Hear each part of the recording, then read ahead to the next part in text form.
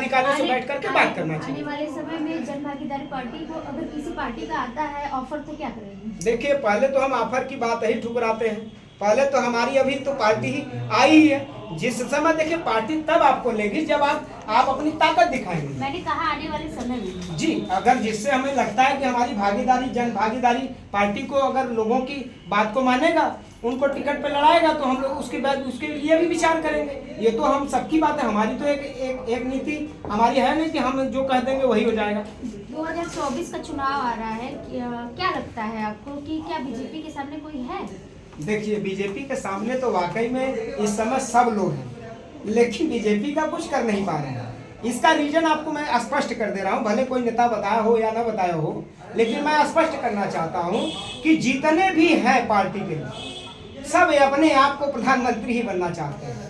कोई ऐसा नहीं है कि जो प्रधानमंत्री न बनना चाहता हो। अखिलेश यादव जी को देख लीजिए, बहन जी को देख लीजिए, विपक्ष के नेताओं को देख लीजिए, नीतीश कुमार जी को देख लीजिए, सुहेल देव भारतीय जनता पार्टी के आपके एक ओम प्रकाश राजभर जी को देख लीजिए, आप अनुप्रिया पटेल को देख लीजिए। तमाम लोग प्रधानमंत्री के ही लाइन में लगे हैं, लेकिन प्रधानमंत्री तो देश का एक ही होगा। लेकिन इनके जो एजेंडे हैं, इनके जो मोनोपोली है, ये केवल बीजेपी को चुनाव जिताने में ही लगे हैं। अगर ये चाहते तो एक होकर के चुनाव लड़ते, एक सिंबल पे लड़ते, और एक पहले अगर इनको हराना है मोदी जी को, मैं घोषणा कर रहा हूं, अगर मोदी जी को चुनाव हराना है तो विपक्ष को यह निर्णय ले लेना चाहिए कि अभी से ही उसकी घोषणा कर देना चाहिए प्रधानमंत्री की कि नहीं, हमारे देश का प्रधानमंत्री विपक्ष में ये बनेंगे। देखिए 50-50 की लड़ाई अभी तय हो जाएगी। अभी 3 राज्यों का चुनाव, जो 5 राज्यों का चुनाव है, जिसमें 3 राज्यों में पूरी तरह से बीजेपी पाया, तो उससे भी अभी तक अब आपको क्या लग रहा है? देखिए, उसमें कुल मिलाकर के यह बीजेपी को कुछ लोगों को डर है, सीधी बात है। जैसे अभी देख लीजिए ईडी की जांच लगेगी, बहन जी पे लगेगी, देखिए बहन जी चुनाव नहीं लड़ेंगी। अब तक बहन जी की कम से कम कार्यक्रम 16 कार्यक्रम हो जाने चाहिए थे। अखिलेश यादव की 32 कार्यक्रम हो जाने चाहिए थे। अभी जितने विपक्ष के दल हैं उनके 20-20 कार्यक्रम होने चाहिए थे। लेकिन ये पैसा कहाँ से आ रहा है, ये कार्यक्रम कैसे करा रहे हैं, ये तमाम चीजें कर कैसे रहे, ये इनको कहीं डर है कि ईडी सीडी सीबीआई की जांच न बैठ जाए, इसलिए ये खुल के बढ़ चढ़ करके अपनी हिस्सा नहीं ले पा रहे हैं। इसलिए दबे हुए कहीं हमारे नेताओं मंत्रियों को कहीं जेल में न बंद करा दे, शायद इस डर है, इसलिए जो है उनको प्रधानमंत्री बनाने पे वो लोग मजबूर है। सीधी बात। वर्तमान सरकार से आप खुश हैं या नाखुश हैं? देखिए, वर्तमान सरकार से तो कुछ चीजें खुश है, लेकिन 99% में खुश नहीं हूँ।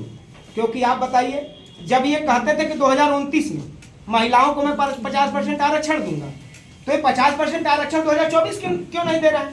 आखिर हमारी महिलाएं उस सदन में होते ना, तमाम सांसद बन के जाती, तो वो भी अपनी अपनी बात रखते, लेकिन ऐसा नहीं कर रहे हैं। ये चाहते हैं कि 29 के बाद जब माननीय नरेंद्र मोदी जी जब देश के प्रधानमंत्री नहीं रहेंगे, तब ये उनको देंगे। अब कहते हैं हम सबका साथ सबका विकास की बात करते हैं, गांव में चले जाइए, आवास, शौचालय, रोड, नाली नाला, पैड़ा, शिक्षा बेहतर नहीं हो पाया। हम तो कहते हैं हमारा एक ही मिशन है जन भागीदारी पार्टी का। लोग कहते हैं कि सरकार शहर की ओर जाइए, मैं कहता हूं मेरी पार्टी, मेरे लोग कहते हैं कि सीधे गांव की ओर चलिए। जो गांव के विकास की सदन में बात होती है, हम उस गांव के सदन की बात को इस जन भागीदारी पार्टी के माध्यम से उत्तर प्रदेश में एक ऐसा जन सैलाब लाएंगे जिससे कि माननीय नरेंद्र मोदी जी भी इस बनारस में जो है उनको ये शौक लगेगा कि नहीं, यहाँ कोई पार्टी उभर के आई है। मैं उनको यह भी कहना चाहता हूँ कि चाय बेचने वाला देश का प्रधानमंत्री हो सकता है, तो कुल्हड़ बनाने वाला सांसद क्यों नहीं हो सकता है? ये हमारी मोनोपोली है, हमारी एक उद्देश्य है